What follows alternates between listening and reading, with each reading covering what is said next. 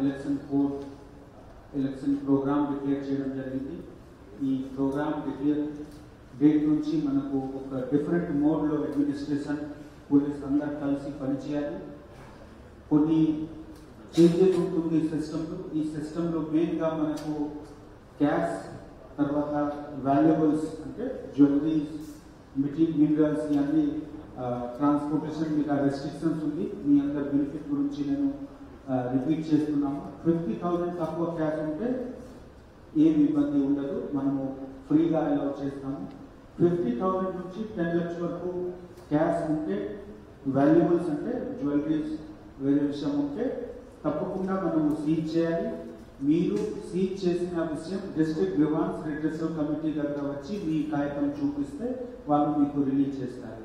So కొంత మనిషి dispute చేస్తారు, సార్ మా దగ్గర పేపర్ ఉంది, ఈ పేపర్ చూసి కరెక్ట్ ఉందా లేదా అది ఎబిలిటీ ఫీల్డ్లో ఉన్న స్టాఫ్కి ఉండదు.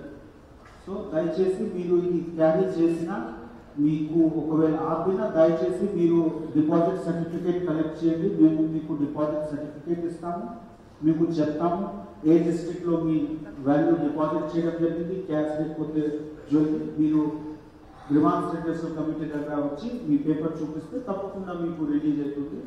లాస్ట్ గత ఎన్నికల్లో మనం చూసాము, దాదాపు 95% డిస్ట్రిక్ట్ గ్రీవాన్స్ రిడ్రెసల్ కమిటీ ద్వారా రిలీజ్ చేయడం జరిగింది. సో ఇక్కడ ఏమి ఇబ్బంది ఉండదు. But you have to show your paper. మీరు తప్పకుండా మీ పేపర్ కరెక్ట్ పేపర్ చూపించాలి. 10 lakhs ఎక్కువ ఉంటే అన్ని అంటే కరెక్ట్ ఉందా లేదా అది లేకుండా మనకు తప్పకుండా ఐటీ డిపార్ట్మెంట్కి, ఇన్కమ్ ట్యాక్స్ డిపార్ట్మెంట్కి పంపించాలి. ఇన్కమ్ ట్యాక్స్ డిపార్ట్మెంట్ ద్వారా కూడా ఒక ఆఫీసర్ మన డిస్ట్రిక్ట్కు ఇవ్వడం జరుగుతుంది.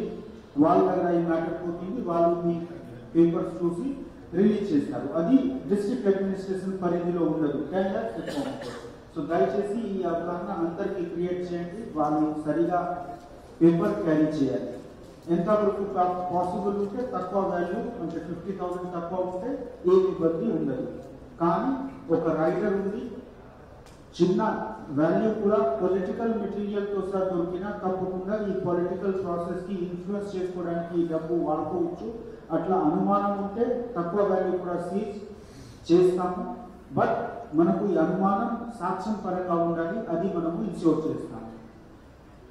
అదేవిధంగా కొన్ని విషయంలో సి విజిల్స్ ద్వారా మనకు కంప్లైంట్ వస్తుంది. మీ మాధ్యమంతో నేను అందరు పబ్లిక్ రిక్వెస్ట్ చేస్తున్నాము, డెమోక్రసీలో మనము ఎంత జాగ్రత్తగా ఉంటే అంత డెమోక్రసీ థ్రైవింగ్ ఉంటుంది, సక్సెస్ఫుల్ ఉంటుంది.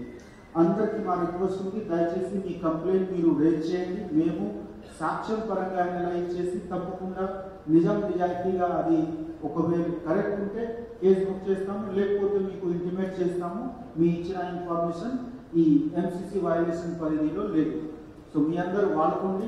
మీడియా మిత్రులతో కూడా రిక్వెస్ట్ ఉంది, దయచేసి మీరు కూడా ఫార్మల్గా మాకు షేర్ చేయండి ఇన్ఫర్మేషన్.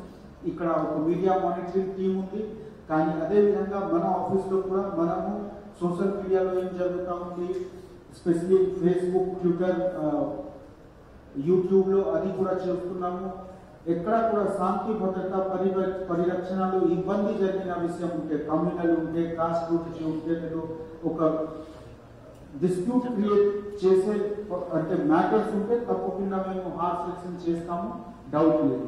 మీ అందరితో రిక్వెస్ట్ ఉంది, అందరికీ అవగాహన పెంచుకోవాలి. ఎలక్షన్ టైంలో క్యాజువల్గా ఏదో ఒక మాట చెప్పినా, ఏదో ఒక విషయం అప్లోడ్ చేసినా ఇది సెన్సిటివ్ విషయం ఉంటుంది. దయచేసి అట్లా చేయకండి. పీస్ఫుల్గా ఎలక్షన్ నడిపించుకోవడానికి మేము కలెక్టర్ మేడంకి సహాయం చేసుకోవడానికి అందరు పోలీస్ డిపార్ట్మెంట్ తరఫు నుంచి సిద్ధంగా ఉన్నాము.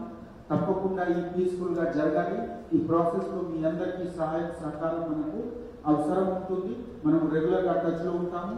కలిసి ఈ పీస్ఫుల్గా ఈ డిస్ట్రిక్ట్కి మంచి పేరు రావాలి ఆ ఉద్దేశంతో పనిచేసి పబ్లిక్కి మంచి అవకాశం ప్రొవైడ్ చేసి వాళ్ళు ఓటింగ్ చేసి వాళ్ళు రిప్రజెంటేటివ్ సెలెక్ట్ చేయాలి. ఈ ప్రాసెస్లో మనము సిద్ధంగా ఉన్నాము. Thank you.